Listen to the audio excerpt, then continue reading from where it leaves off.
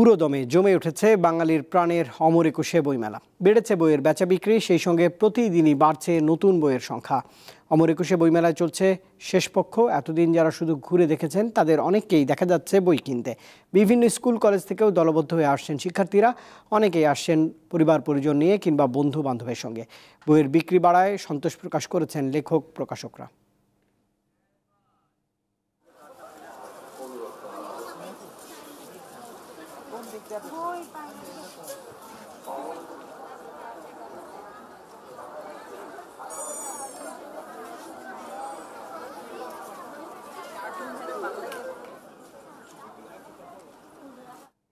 দর্শক, বইমেলার সবশেষ আপডেট জানাবো। বাংলা একাডেমি সোহরাওয়ার্দী উদ্যানে চলছে অমর একুশে গ্রন্থমেলা। খবরেই জানাচ্ছিলাম স্বস্তিকা সিংহ খবর সংগ্রহ করছেন সরাসরি, তিনি আমার সঙ্গে যোগ দিয়েছেন।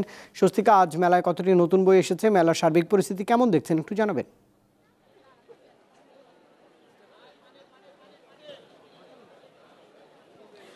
আজ মেলার ২০তম দিন এবং এই ২০তম দিনটি কিন্তু সপ্তাহের শেষ কর্মদিবস। সপ্তাহের শেষ কর্মদিবস হলেও এই ২০তম দিনে কিন্তু ১১২টি বই এখনো পর্যন্ত জমা পড়েছে এবং ১ তারিখ থেকে এই ২০তম দিন পর্যন্ত কিন্তু বইমেলায় সব থেকে বেশি জমা পড়েছে কবিতার বই। কবিতার বই কিন্তু প্রতিদিনই জমা পড়ছে এবং সব থেকে এগিয়ে রয়েছে। এবং আর আজকের যে ২০তম দিন, এই ২০তম দিনে কিন্তু লেখক, পাঠক এবং দর্শনার্থী আর পাশাপাশি যারা বইপ্রেমীরা রয়েছে তাদের উপস্থিতি অন্যান্য দিনের তুলনায় একটু কম হলেও যারা আসলে মেলায় এসেছেন তারা কিন্তু বই কিনছেন এবং এই বই কেনাটাকে কেন্দ্র করেই কিন্তু মেলার যে আঙিনা, সেই আঙিনা কিন্তু মুখরিত রয়েছে।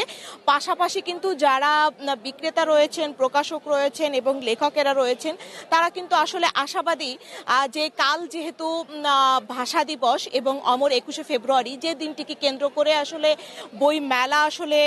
বই মেলাটা হয়, বাঙালি যে দিনটিকে কেন্দ্র করে এত উৎসব, বাংলা ভাষায় কথা বলা, এত নানা আয়োজনে বাঙালি দিনটিকে পালন করে। দর্শক, বইমেলা প্রাঙ্গণ থেকে স্বস্তিকা সিংহ যোগ দিয়েছিলেন।